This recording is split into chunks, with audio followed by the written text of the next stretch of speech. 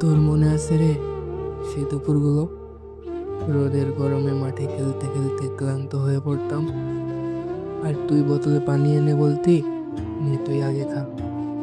মনে পড়ে বৃষ্টির দিনে ভিজতে ভিজতে স্কুল ছুটির পরে বাড়ি ফেরা, তোদের ছাদে দাঁড়িয়ে ভিজতাম আর হাসতাম, না জানে কবে বড় হয়ে যাব।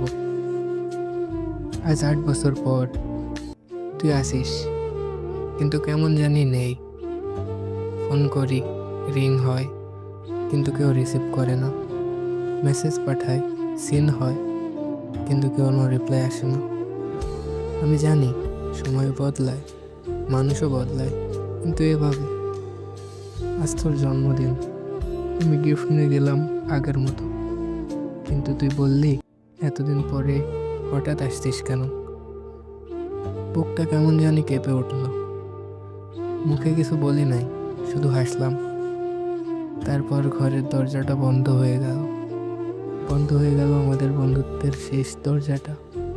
ফিরে আসার পথে আকাশটা অঝরে কাঁদছিল, ঠিক আমার মতো। তুই আমাকে ভুলে যাস, কিন্তু আমি তোকে ভুলবো না রে। ভুলে যাস না, কেউ একদিন তোর জন্য কাঁদছিল।